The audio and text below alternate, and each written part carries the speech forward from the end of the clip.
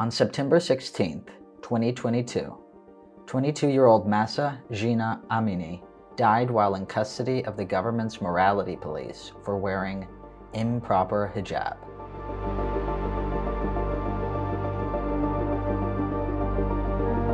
This sent shockwaves throughout Iran.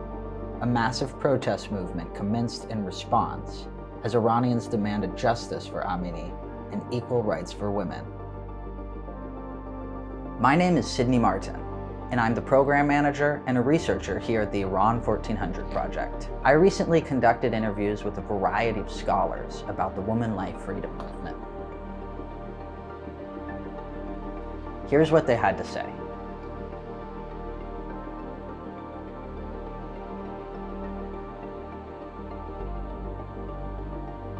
So the recent protests, to me, are a continuation of decades-long sort of resistance and protests against patriarchal, undemocratic, authoritarian, gender unequal sort of treatments and behaviors of the Islamic Republic of Iran.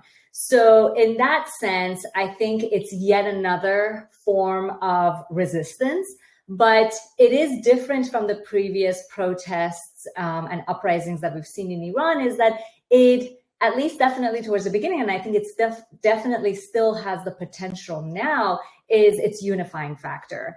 It's finally one of those moments where, regardless of gender, regardless of race, regardless of ethnicity, regardless of religion, regardless of ideological backings, a large section of the Iranian population are recognizing that enough is enough, and that we need to come together and we need to go ahead and sort of very vocally and publicly declare our protest and to say that we need to see transformational change. We need to see sort of this radical change that brings about gender equality, respect for individual rights and freedoms, democracy, justice, and so on and so forth. So in those senses, there's sort of a continuation, but at the same time, there's some differences that we're seeing happening. In terms of the observable changes that we're seeing in the country, for sure. One, I think other scholars and also myself would agree on, is the fact that although we may not have seen what we call a political revolution, like 1979 revolution in Iran was a political revolution, what we are seeing is a social revolution. And what that means is finally the public, particularly the younger sections of the population, they've reached a level that they know exactly what they want, and they know that the Islamic Republic of Iran is failing to deliver on some of these core content that they're wishing for. So they're sort of articulating it through their acts of civil disobedience, through their everyday forms of resistance, through their petitions, through their underground work that they're doing. So I think that's really significant.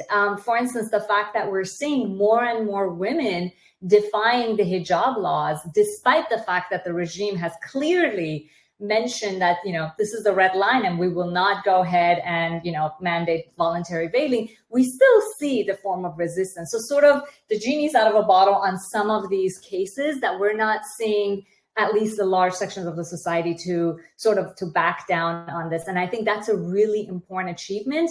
And I would be able to see that this particular victory could trickle down to other areas as well.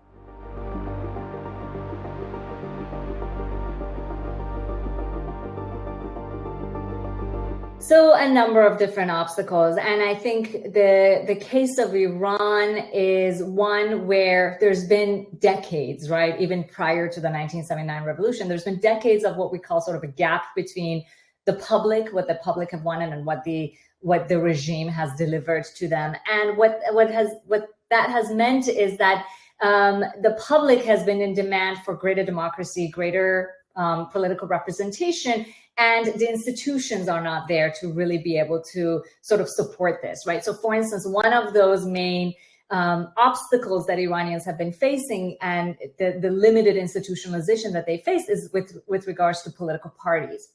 Political parties are not very well established. In fact, right after the 1979 revolution, political parties were banned. The only party would be the party of God, meaning the Islamic Republic's party. So in these ways, this has been one of those moments where an opportunity has happened. There was a spark happening nationwide that united, energized large sections of the society, regardless of gender, race, age, region. But there was not enough institutional backing to be able to allow them to have sort of an outlet for articulation of their demands.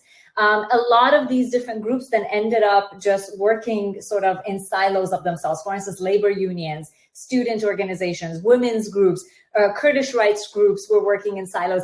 And although there was some sort of communication and discussion among them, none of it was systematically put forward in that regard. Another major opportunity that happened with this set of protests was that we saw a great unity between Iranians within Iran and those outside.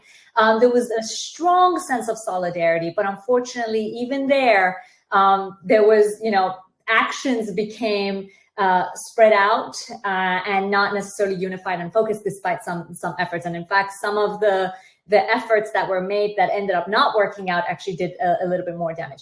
Another major obstacle is, of course, the extreme crackdown of the Islamic Republic of Iran. And that was expected. Many of us, those of us who know the human rights record of the Iranian regime, we are aware of that.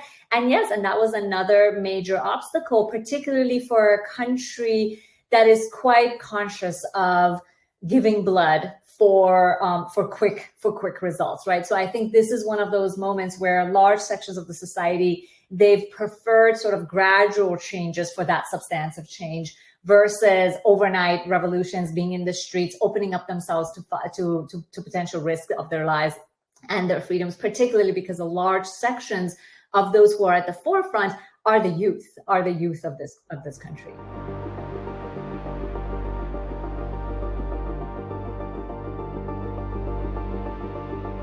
Yeah, the goals and objectives of the movement are extremely progressive. Just the mere fact that the slogan of the movement is woman, life, freedom, that in itself is quite liberatory. It's another liberatory movement. I sometimes like to talk about it as similar to the anti-apartheid movement in South Africa, right? It's a liberatory, it's a progressive movement. It's very much run at the grassroots.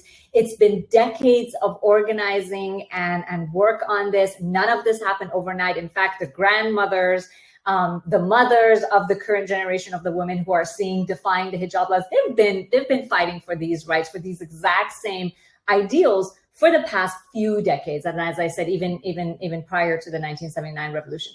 So the goals are there, and the work to a large extent is being done and has been done.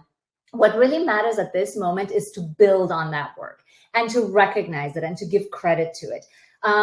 For instance, going back to those institutions that are needed, institutional change that is needed, is making sure that these institutional developments are happening in a particularly egalitarian way. What does that mean? That means making sure that a country like Iran, that is quite heterogeneous, we know it's heterogeneous despite what the regime likes to tell us, it's quite heterogeneous. There's people from different ethnicities, different backgrounds, different classes, different ideological backings, to make sure that these institutions inherently embody some of this heterogeneity and become as diverse and as inclusive as possible. So those are some of the homework that needs to be done by the population to make sure this happens. Obviously, another institution would be the Constitution, the future Constitution of Iran. And in fact, you've had the women's rights movement really work hard on making sure that the Constitution of Iran, which is just one institution among many others that needs to be worked on, becomes much more egalitarian. So back in 2009, for the 2009 presidential elections, the women's rights movement, they worked on what they published was a charter for women's rights. And the purpose of that charter was for the women's rights movement to make sure and that they outlined some of their key demands from the future president of Iran. At that time, Ahmadinejad was up for a re-election, and there were other candidates on the reformist side who were also very vital competitors. And so women's movement saw this as an opportunity to be able to clearly outline and say, this is what we mean by gender equality in political office. This is what we mean by gender equality in terms of women's access to different fields of study, women's employment, women's right to be able to get a passport, to travel outside. And this was a really important work that they did. Unfortunately, we know what happened after the 2009 presidential elections, in the sense that, unfortunately, there was extensive crackdown onto the Green Movement, and many of the women who worked on this were then forced to go abroad.